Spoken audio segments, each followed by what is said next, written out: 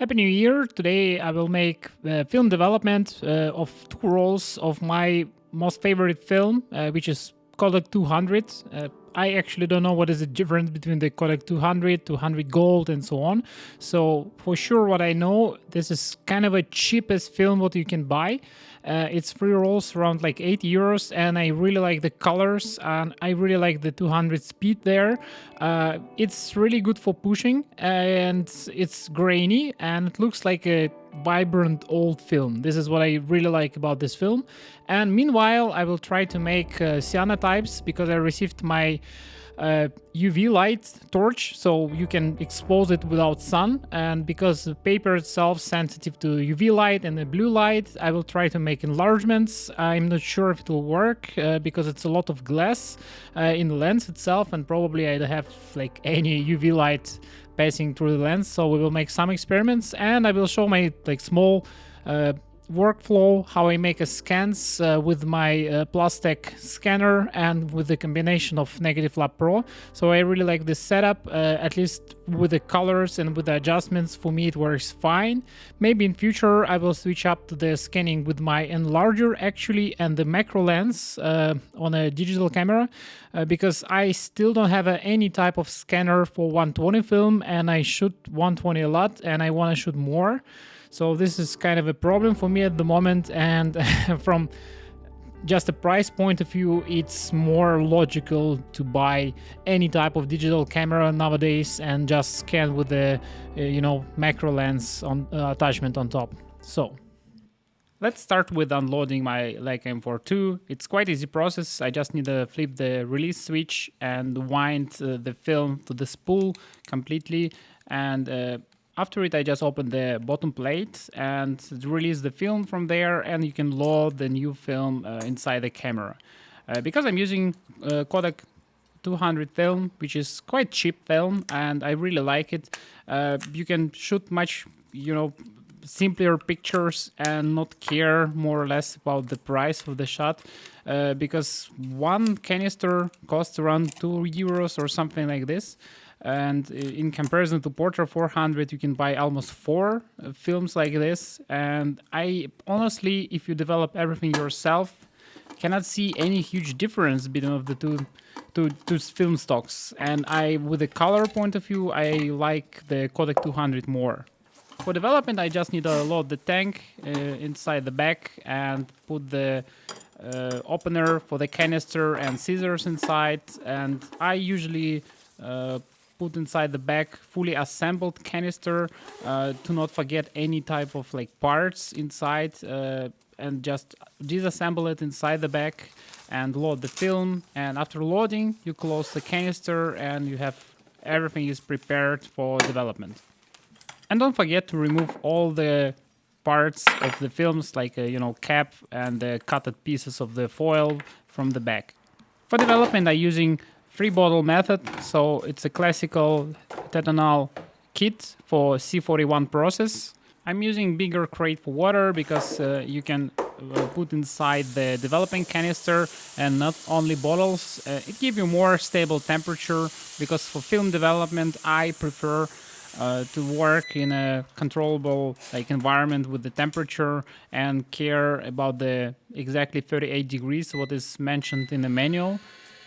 And while the chemicals is heating up, I can try few experiments with the cyanotype and take a look if it works.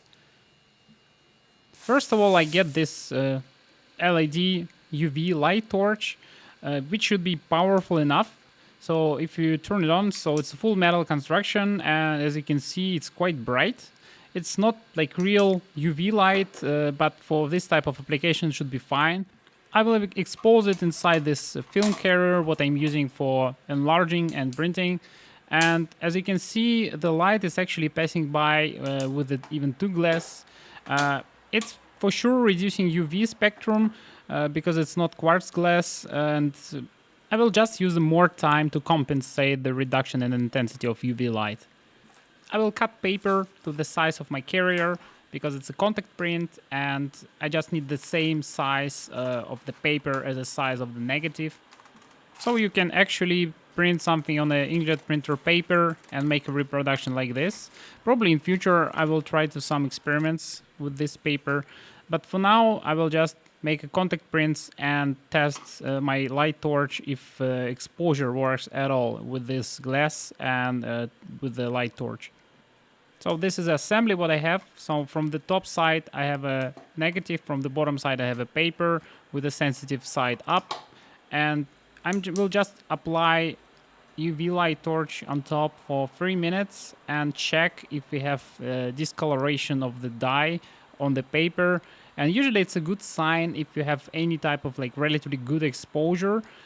Because it's a preliminary tests, I will not make any type of exposure wedges and try to get the proper exposure.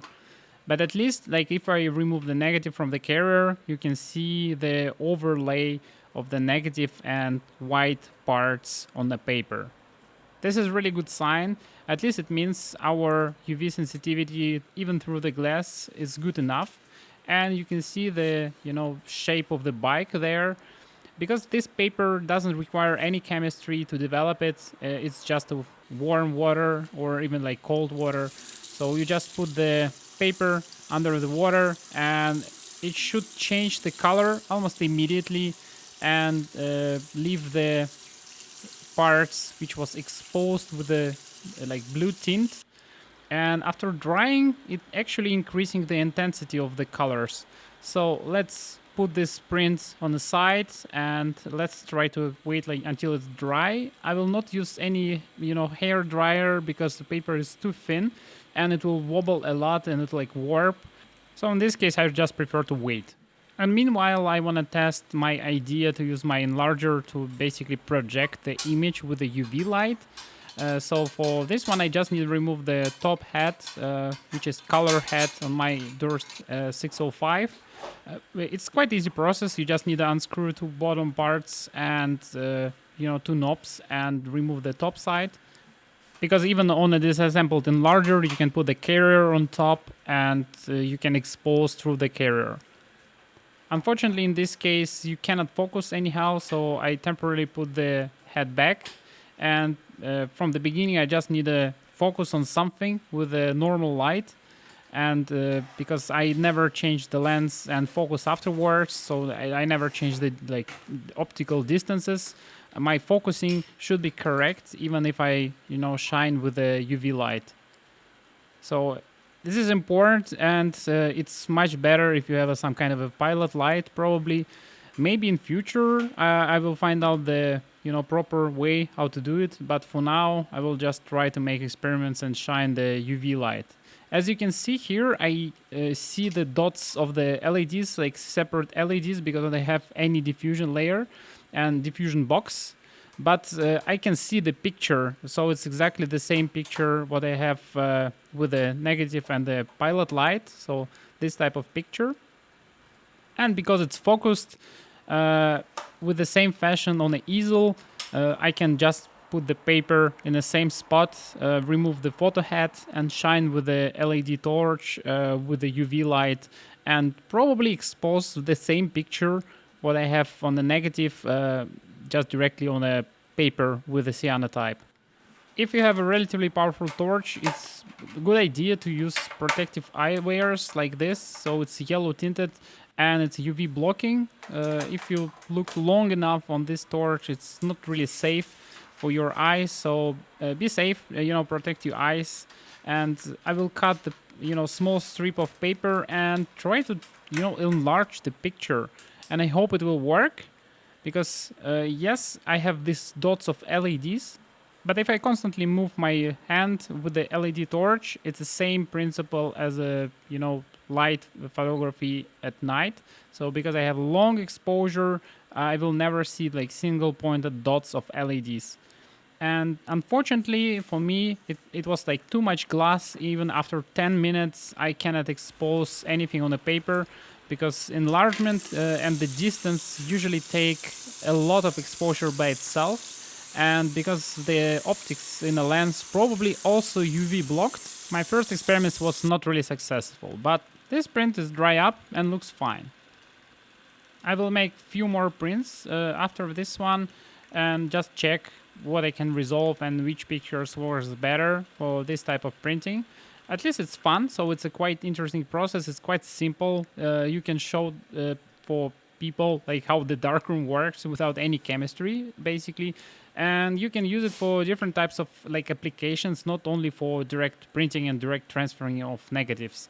So you can Google it. It's quite interesting process. You can use it for like hairballs, and you can imprint on top different types of like textures.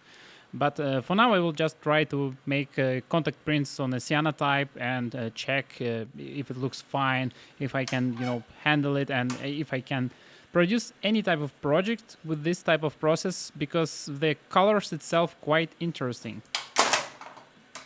And the process itself more visual than the Array 4 process, because Array 4 it's sensitive to light. You need to do it in complete darkness, and here you can see if it's exposed properly, and if you wash it you can immediately see the picture what you developed, and because it's a simple washing process and reversing of the dye. The paper itself really thin. I don't really like how it handles, so let's put it on a sink and just dry it up with the room conditions without any additional heating. And meanwhile, I will starting developing my two rolls of C41 color film, which is codec 200. One of the rolls inside it's actually pushed one stop, so it's exposed as 100, and second roll is exposed as 200. And because it's not black and white photography, it doesn't really matter which type of speed you're using for the film development, if you have sufficient time to develop the film. So you just can put ISO 200, ISO 800, whatever ISO inside the tank, and it will be developed properly. You just need to be careful about the temperature, and the temperature should be around 38 degrees, so it depends on the concentration also of the chemistry. And to make it consistent, I usually preheat without water, preheat the tank and the pour developer straight on the film. Because in previous attempts, what I used before, if you preheat the tank with the water and rinse it off, you're removing a little bit of development speed. So you need more time, and it's quite not the same process as you had before.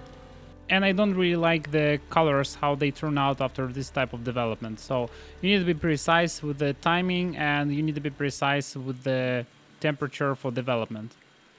Blix fix process usually goes to the end, so it should be long enough. And because I'm using around 10 to 15 rolls to develop, usually in the manual you have a time increase, so up to I think 10 minutes or something like this for bleach fix process. So you just need to wait long enough time to stop and like fix everything on the film. And after this process, you can actually wash it up. You can open the tank. It's no longer photosensitive. It's actually final product what you have. And the third tank with this kit, it's actually stabilizer. And because I'm not using the deionized water or distilled water in the middle of the process for washing, it's quite important step, because you're removing all the residues from the water and using distilled water based solution for final rinse. So let's disassemble our stack and put the film for drying. I put the film separately, so I open the spools and unwind the film from there carefully, try to not bend it, and apply squeegee on top of the film once, and just clamp it with the two clamps from the top side and weight it from the bottom side. But in general, you can use any type of clamping thing for holding your film. Only one thing is important: wait until the fully dried film and room conditions. Do not try to apply any type of like heating or any type of additional like agitation, and because usually what it does, it's just introduce a lot of dust, small particles on top of the film, which is not really nice. For scanning, I'm using Plastech 135 film scanner. I really like this setup because it's small, it's quite fast to set up, so I just need this small box, one USB cable and one power cable, and I can easily sort and I can easily scan strips of 6 from a negative carrier. So I usually scan before I put inside the storing sleeves to remove all the dusts. Unfortunately, this sleeves not really packed well, so they contain a lot of small particles because it's not stored or not manufactured as a standard at a clean room or something like this. So it's better to scan before you put them inside the sleeves. But if I have a 2 rolls or even more rolls, I try to pre-cut it first and put them in the sleeves anyway. Otherwise, you can mess up the order which you scan and lose it and just accumulate more dust just storing them in an open room. And here is the same kind of a procedure. I need to put the film inside the carrier with the same fronting side so I can read out the codec letters from the top. And this is my go-to rule. And if you put the slider inside the carrier, film should be flat, and if you dry it correctly, everything should be fine. You have no wall and so on. So if you want a better results, you can actually put it inside the film holder and put it under the book. And here we finish up the scan. So as shown before, I use only best scanning here. It's maximum DPI what this scanner can make. And I use color and I scan as a positive. So it means the picture will be reversed. I, with the last update, just set up the format for 48 bits. Be careful with this software because you have an auto update function here in the preference as far as I remember, so you can check for updates, but if you have this scanner for a long period of time, the auto update doesn't really update anything anymore. So just download the newer version on the website and just reinstall it and follow the instructions there. For all conversions, I'm using Lightroom Classic, so I import my photos there. Usually I scan directly on a SSD, so I have a work drive and I scan directly there. And you can tell I have a lot of different scans. And these 2 rolls of film will be a mixture of my small family Christmas project, and I have a few more pictures, which is quite interesting, and I want to take a look how they turn out because all the pictures was shot on ISO 200, as you can imagine, in more or less complete darkness at home. I shot them on a tripod, and this is quite interesting and quite important. If I can pull out the good quality colors and good quality images from the generally low lightest situation ever. Nevertheless, I have a 51.2 lens, which help a lot, but not really because I anyway shot on 1/5 of the second or something like this. So from here we'll just press import. So I just want to add them in my collection here.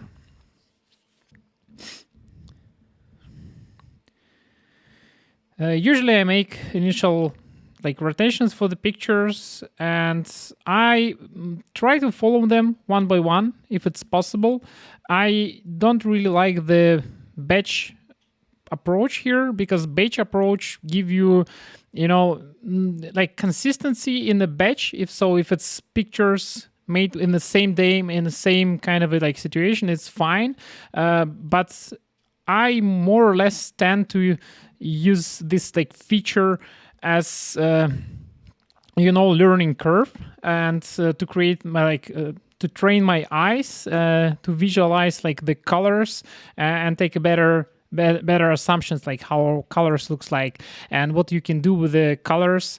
And because I print in a darkroom also, it really helps actually with the colors and with the understanding which kind of channels you should push and pull, because before I print in a darkroom, it was not really obvious how the film should look like and what is okayish for the film and what is actually really bad in terms of just picture handling. So I will show few of them. So I will post the pictures and like story probably on my website and put the link in the description below, so you can check the images, how they like turn out and what is like story behind it. I will try to write down the like explanation of the pictures, maybe like in the next few days, maybe not directly after I upload the video.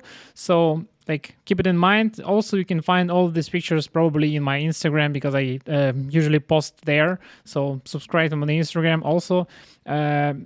Just daily pictures, daily chats, and a little bit of background, like how I shoot in a darkroom.